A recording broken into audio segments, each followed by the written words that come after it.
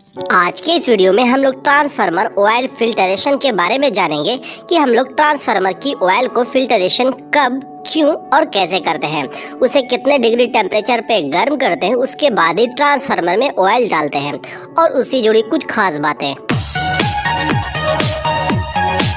Transformer oil का filtration कब करते हैं? ट्रांसफार्मर की ऑयल को टाइम टू टाइम हम लोग फिल्टरेशन करते हैं। जब हमारा ट्रांसफार्मर एक लंबे समय तक चालू रहता है तब उस ट्रांसफार्मर की ऑयल का लेवल कम हो जाता है और साथ ही साथ ऑयल की इंसुलेशन खराब हो जाती है। ट्रांसफार्मर की ऑयल की कंडीशन अच्छी है या खराब है, इसका पता जो है हम लोग ट्रांसफार्मर की ऑयल का सैंपल लेके उसका BDV टेस्ट करते हैं, मतलब ब्रेक डाउन वोल्टेज टेस्ट करते हैं। अगर उस टेस्ट से डाइलेक्ट्रिक स्ट्रेंथ की वैल्यू अगर 45 kV से ज़्यादा आता है, कहने का मतलब ऑयल की कंडीशन अच्छी है। अगर 65 kV से ज़्यादा आता है, कहने का मतलब ऑयल की कंडीशन बहुत अच्छी है। तो उस समय जो हम लोग ऑयल का फिल्ट्रेशन नहीं करते हैं। नॉर्मली मिनिमम डाइलेक्ट्रिक स्ट्रेंथ की वैल्यू 35 kV अच्छी मानी जाती है, बट जैसे ही 45 kV या 40 kV से नीचे आएगा तो हम लोग क्या करते हैं, ऑयल का फिल्टरेशन करते हैं। उसके बाद ही हम लोग ट्रांसफार्मर में ऑयल डालते हैं। ट्रांसफार्मर की ऑयल का फिल्टरेशन क्यों करते हैं, इससे हमें क्या फायदा होता है? जैसा कि आपको पता है, ट्रांसफार्मर की ऑयल ट्रांसफार्मर के लिए एक बेस्ट इंसुलेशन के तरह काम करता है।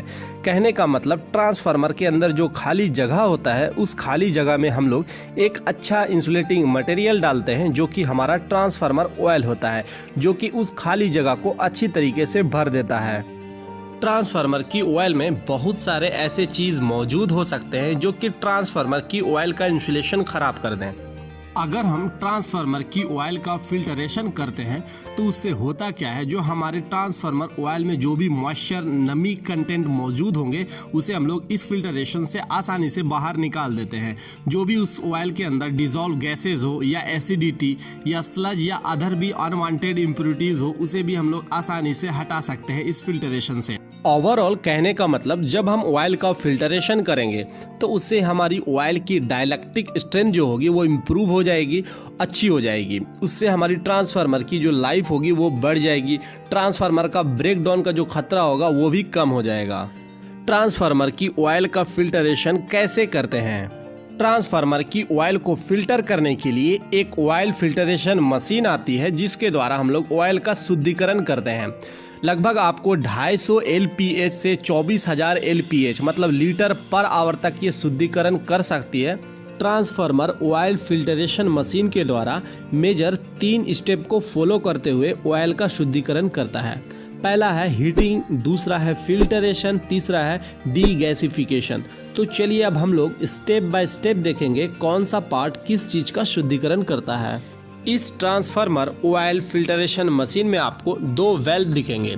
एक है आपका इनलेट वाल्व और दूसरा है हमारा आउटलेट वाल्व। जो हमारा इनलेट वाल्व होगा उसके हेल्प से हम लोग ऑयल को सक करेंगे, खींचेंगे, जिस ऑयल को हमें फिल्टर करना है। ऑयल को शक करने के लिए, खींचने के लिए एक इनलेट पंप लगा होता है। यह ऑयल सबसे पहले हीटिंग चैम्बर में जाएगी। इस ऑयल को एक निश्चित टेम्परेचर पे गर्म करना होता है। जनरली हम लोग 65 डिग्री सेल्सियस तक लेके चलते हैं। इस हीटिंग चैम्बर में ऑयल गर्म होते ही ऑयल में मौजूद मॉइस्चर और गैस पार्टिकल जो है वो अलग होने लगेंगे, ताकि इस मॉइस्चर और गैस पार्टिकल्स को हम डीगैसिंग चैम्बर में भेज सकें। हीटिंग चैम्बर के पास एक टेम्परेचर गेज लगा होता है जो कि हमारा टेम्परेचर को सेंस करता है। ऑयल गर्म होने के बाद जो है हमारा फिल्टरेशन सिस्टम वर्क करता है। तो चलिए देखते हैं इस फिल्टरेशन सिस्टम में क्या क्या चीज़ें लगी होती है। फिल्टरेशन सिस्टम में आपका एक फिल्टर प्रेस लगा होता है जिसका मुख्य कार्य तेल में मौजूद स्लज पार्टिकल्स को रिमूव करना होता है, हटाना होता है। 50 माइक्रोन से बड़ी साइज वाली पार्टिकल्स को रिमूव कर सकती है, हटा सकती है। एक आपका होता है सेंट्रीफ्यूगिंग फिल्टर्स, जो कि आपका 10 माइक्रोन से बड़ी साइज वाली पार्टिकल्स को भी रिमूव कर सकती है। अगर आपको इससे और भी डेप्थ में अगर फिल्टर करना है तो वो आपको फिल्टर कैंडल्स लगे होंगे, जो कि आपको जो है अप टू 0.5 माइक्रोन्स वाली पार्टिकल्स को मतलब एक डेप्थ फिल्टर कर सकती है। जो हमारी high vacuum transformer oil filtration machine होती है उसमें आपका आयोनिक रिएक्शन कॉलम्स लगे होते हैं, जिसका मुख्य कार्य होता है ऑयल में मौजूद एसिडिटी को कम करना। अब जो है हमारा तीसरा स्टेप है ऑयल फिल्ट्रेशन मशीन का, मतलब जो फाइनल और लास्ट वाली जो स्टेप होती है वो होती है dehydration and degasification of transformer oil.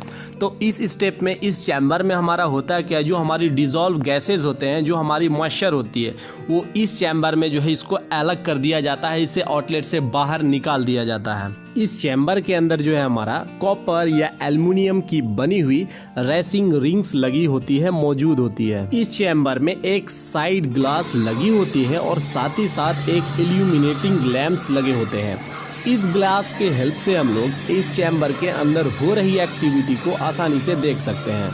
D guessing chamber के पास जो है हमारा एक वैक्यूम पंप लगे होते हैं, जो कि क्या करता है, वैक्यूम क्रिएट करता है और जो है डी गैसिंग चैम्बर में जो गैस मौजूद होते हैं उसे खींचता है। और जो है हमारा एक डिस्चार्ज पंप लगे होते हैं, जिसका काम होता है डी गैसिंग चैम्बर से जो हमारा फिल्टर्ड ऑयल हो चुका है उसे सक करना, खींचना। उसके बाद जो है हम इस फिल्टर्ड ऑयल को आउटलेट वाल्व के थ्रू बाहर निकाल सकते हैं। मैं उम्मीद करता हूं कि आप लोगों को इस वीडियो से कुछ न कुछ सीखने को मिला होगा।